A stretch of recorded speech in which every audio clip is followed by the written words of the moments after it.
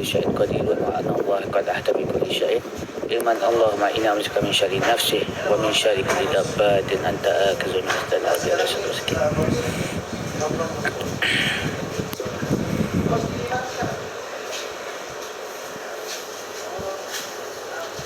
Yang ada kat dalam ni boleh tap like insya-Allah. Boleh share. Terima kasih yang share. Terima kasih Kimi sebab share. Assalamualaikum. Boleh share insya-Allah. Apa khabar semua? Semoga dalam rahmat dan kasih sayang Allah Subhanahu Wa Taala. Ya Maulana.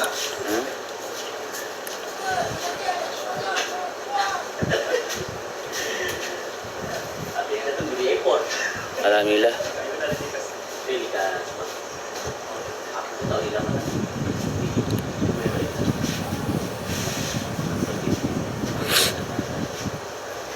Semua dah solat Zuhur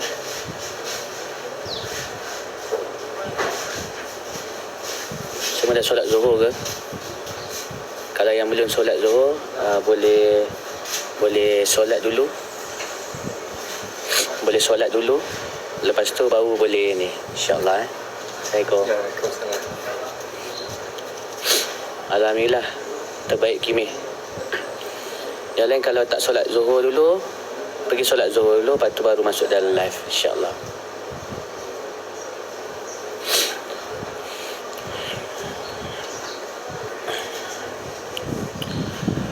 Jadi tuan-tuan, puan-puan yang dirahmati oleh Allah Subhanahu Wa Taala, hari ini kenapa macam zaman Nabi SAW, apabila Allah Subhanahu Wa Taala turunkan wahyu kepada Nabi SAW dan Nabi SAW dilantik menjadi Rasul. Apabila Nabi SAW dilantik menjadi Rasul, maka waktu itulah tentangan hebat. Apabila Nabi SAW bawa Islam, bawa perukunan Islam, bawa perukunan iman, kan? Apabila Nabi SAW bawa perukunan Islam, bawa perukunan iman, maka waktu itulah Nabi SAW yang seorang yang tampan, seorang yang baik hati, yang orang tahu dia adalah orang yang jujur, orang yang tak pernah menipu, orang yang selalu diberikan kepercayaan. Maka waktu itulah Nabi SAW ditindas ataupun diherdik, dicaci, dimaki, diberi gelaran majnun, diberi gelaran macam-macam lah, ahli sihir lah, apa semua.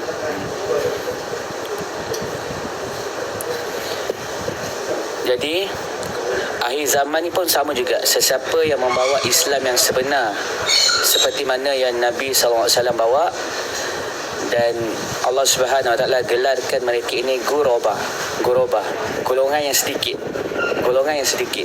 Kalau hari ini kalau kita tengok golongan tu ramai, itu bukanlah golongan yang guraba. Guraba ni dia akan bawa, dia jemaah dia adalah jemaah muslimin.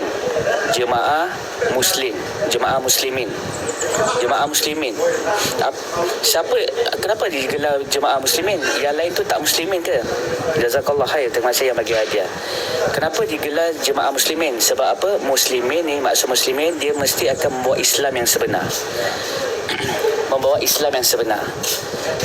Kenapa macam mana nak tahu dia bawa Islam yang sebenar? Dia mesti akan bawa perukunan Islam, dia mesti bawa perukunan iman. Dua perkara ni, perukunan Islam, perukunan iman, mesti dia akan bawa dua benda ni. Kalau tak tahu Islam tu sebenar, hari ni kita tengok, hari ni macam-macam. Ada orang bawa dia kata selawat sampai jumpa Nabi. Ada yang dia ada tagline dia kata apa, tagline dia 6 sifat, macam-macam lagi. Jadi Islam yang sebenar ni, yang Nabi SAW yang dalam hadis Huzaifah, Waalaikumsalam warahmatullahi wabarakatuh. Ada tak petu hilang jerawat? Pakai minyak zaitun. Lepas tu kena redha apa yang ketentuan Allah. Sebenarnya jerawat tu nafsu kita yang tak suka, tapi sebenarnya setiap keputusan Allah tu insya-Allah. Lepas tu elakkan pakai pencuci muka. Sebab apa? Dia ada chemical. Pencuci muka ni banyak chemical. Nak yang terbaik pakai minyak zaitun saja. Saya pun alhamdulillah saya tak pakai sabun, saya tak pakai shampoo, saya tak pakai pencuci muka. Saya kalau nak macam nak basuh rambut tu sekali-sekali dalam seminggu ataupun dua minggu sekali, perahlah limau letak dekat baldi, perah banyak, lepas tu mandi je, insya-Allah. Ini sebab apa kita didoktrin daripada kecil lagi nak kena pakai sabun, bahan chemical. Saya ada kawan saya, dia memang bapak dia ada kilang sabun. Kilang sabun tu dia ditakdirkan oleh Allah SWT. Tangan dia terkena chemical daripada sabun tu. Yang buat sabun tu, dia terkena kat berlubang. Tangan dia kena kat tangan dia berlubang. Bayangkan chemical. Hari ni kita pakai chemical tu setiap hari. Lepas tu dia punya kesan dia bukan macam hari ni pakai esok dapat kesan, tak. Kesan sampingan dia akan berlaku selepas 20 tahun, 15 tahun macam tu. Tak ada, saya dekat Sabah. Waalaikumsalam warahmatullahi wabarakatuh. Jadi arah pakai minyak zaitun yang boleh makan, dan juga minyak zaitun tu pastikan minyak zaitun tu boleh letak sapu kat tangan. Kalau tak tahu nak beli kat mana, saya ada jual. Waalaikumsalam warahmatullahi wabarakatuh. Ida Jamu, Ratu Malaysia. Boleh. Jadi itulah, nak hilangkan jerawat, tapi kena redha je. Tapi tak kisahlah Allah nak letakkan jerawat ke, muka berlubang ke, kita kena redha. Bila kita redha, insya-Allah kita bahagia. Hari ni sebab kita, contoh ada orang dia ada satu jerawat, dia terus tak nak keluar rumah. Apa? Sebab dia tak redha dengan ketentuan Allah. Dia tak redha dengan ketentuan Allah. Jadi sebab tu hari ni, kalau kita hari ni contoh misal kata 360 hari, 364 hari lah. 364 hari Allah Subhanahu Wa Taala bagi kita makan sedap. Tapi satu hari tu Allah Subhanahu Wa Taala bagi kita sakit. Allah Subhanahu Wa Taala bagi kita makan semua tak ada rasa apa-apa. Tapi kita blame satu hari yang Allah Subhanahu Wa Taala takdirkan kita tak ada deri rasa tu. Masuk pulau besar ada apa? Amirul.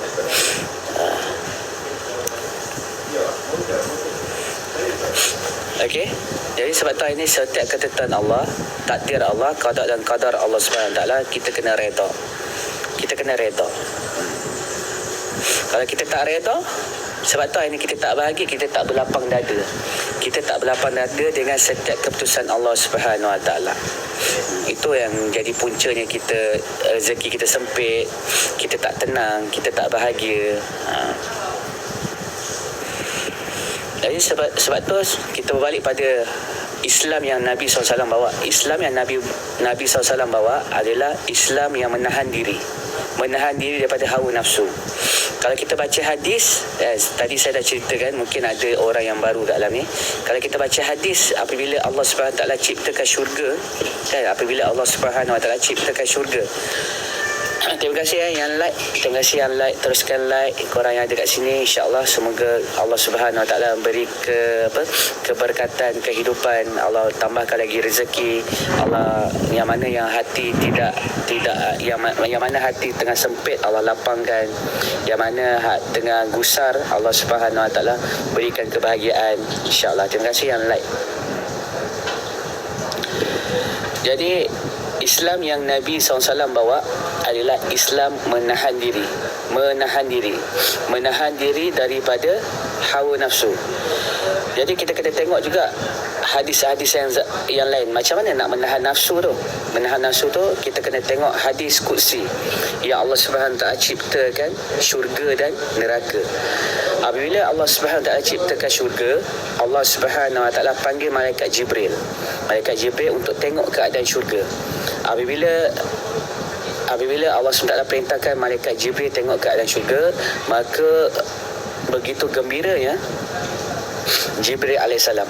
Begitu gembira, terbang, lepas tu tengok keadaan syurga tu seronok. Seronok. Lepas tu Jibril alaihissalam bagi kakuzari pada Allah Subhanahu Wa Taala.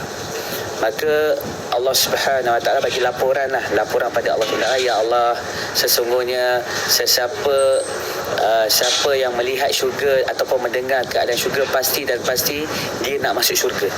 Pasti dia nak masuk syurga. Lepas tu Allah Subhanahu Wa Taala hiaskan syurga ni dengan ketakwaan, dengan hukum hakam, maka Allah SWT perintahkan Jibril AS terbang lagi sekali di dalam syurga. Maka dengan perintah Allah SWT, turut perintah daripada apabila Jibril AS turut perintah Allah SWT, maka Jibril AS tengok keadaan syurga dan dia keluar dalam keadaan sedih. Sebab apa?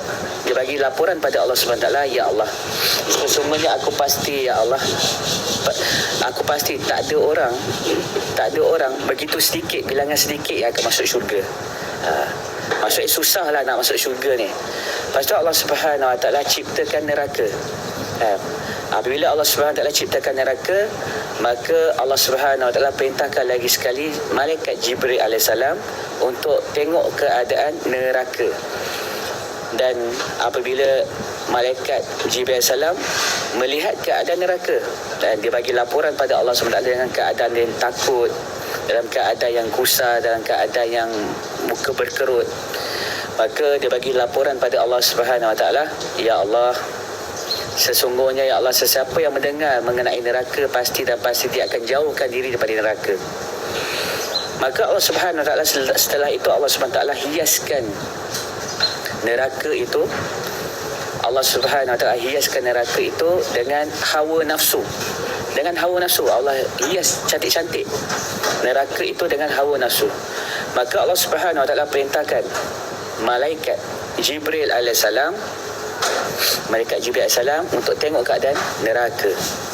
Dan apabila malaikat Jibril alaihissalam tengok keadaan neraka, dia keluar bagi tahu dalam keadaan begitu marah, risau, bimbang.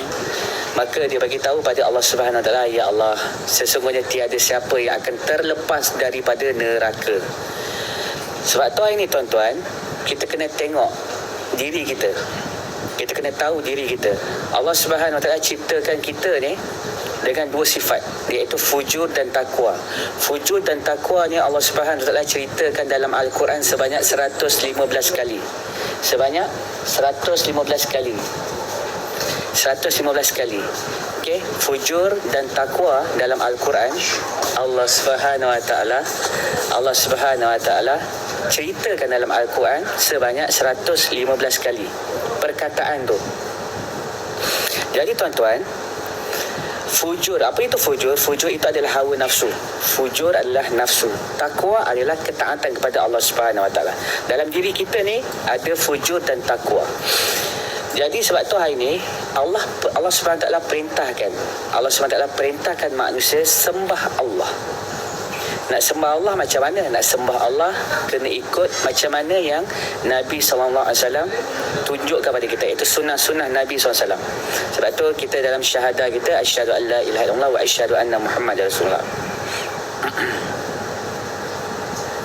Tak ada apa-apa. Tuan Kimi tak ada apa-apa.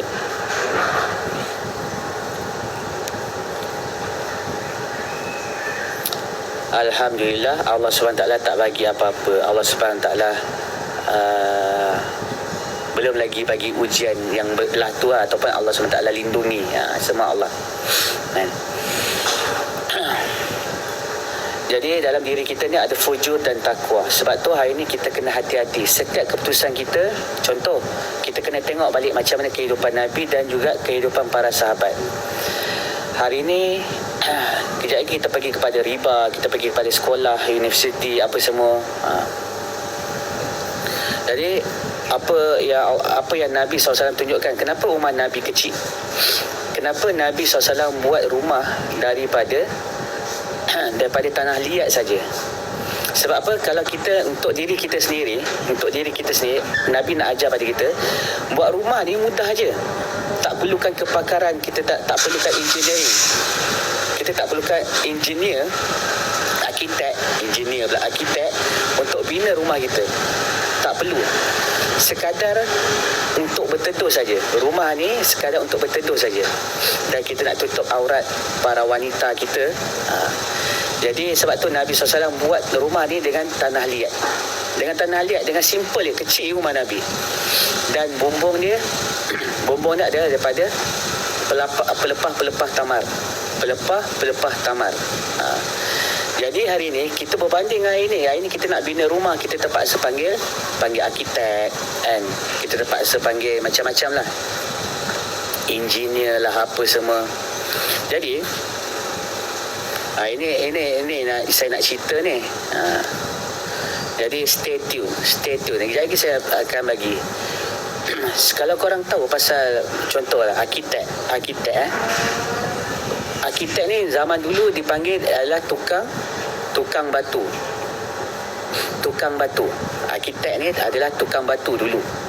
Sebab tu kalau korang yang tahu pasal Freemason, korang tengok apa logo diorang. Apa logo diorang?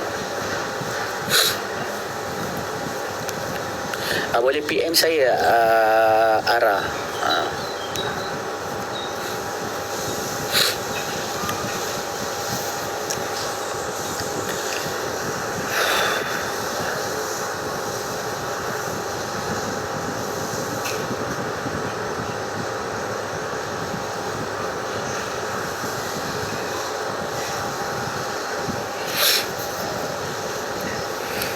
Saya nak tanya macam mana kita nak jumpa Allah kalau dalam ilmu tauhid saya nak belajar. Nak jumpa Allah tak ada pada perintah Nabi lah. Maksud dia kita kena ikut cara Nabi.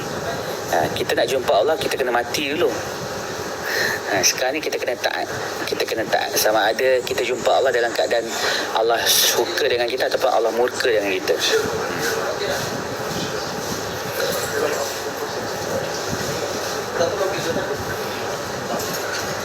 Siapa tahu? Arkitek, Freemason. Okey, baik. Jazakallah. Terima kasih datang. Okey. Doakan saya. InsyaAllah. Ni balik mana? Di Sandakan. Oh, Sandakan. Sekarang kan 3:30. Sebentar, sempat tidur. Oh, sempat insyaAllah. Dah kena lari.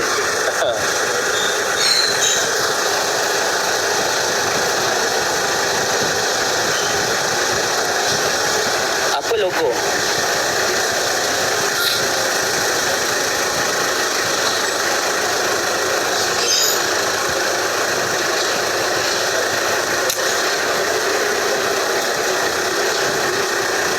Segita. Cuba tengok apa logo Freemason. Segitiga. Itu logo Dajjal. Mata satu tu logo Dajjal. Freemason.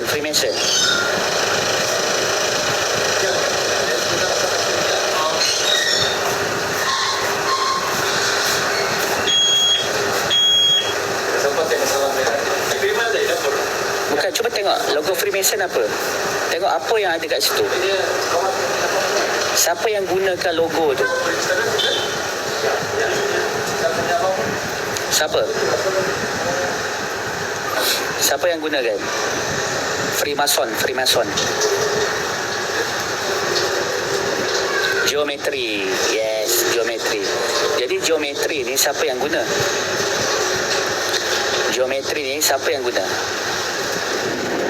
Match dengan arkitek. Yes, match dengan arkitek. Jadi sebab tu kalau sebab tu saya nak, kalau kita pergi kepada sistem pendidikan, kita guna tak kat sekolah tu geometri tu? Matematik kita guna tak dekat sekolah?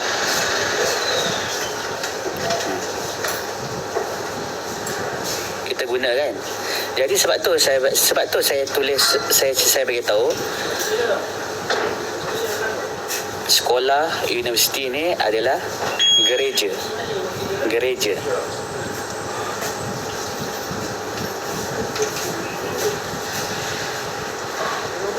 InsyaAllah, amin, amin. Saya dekat Sabah. Jazakallah khair yang bagi hadiah. Terima kasih banyak. Semoga Allah Subhanahu Wa Taala luaskan lagi rezeki korang, insyaAllah. Apa yang cakap tu semua benar dan saya percaya. Betul tu Adam. Tapi dia kena ada contoh, kalau kita membenarkan sesuatu, kita kena zahirkan juga. Dia bukan setakat kata-kata macam syahadah kan. Dia bukan setakat kata-kata. Bukan setakat kita mengucap, bukan setakat kita menyebut nama Allah, bukan setakat kita menyebut nama Rasul kita. Tapi dia kena ada zahir dia, perbuatan kita. Dia kena ada perbuatan kita. Tanggung bila tu tanggung 3 hari bulan bayang wapsi kan. 3 hari bulan saya dekat KK Kota Kinabalu. Saya dah sebelum ni saya daripada Tawau kepada Lahad Datu ke Sempurna ke KK. Macam itulah.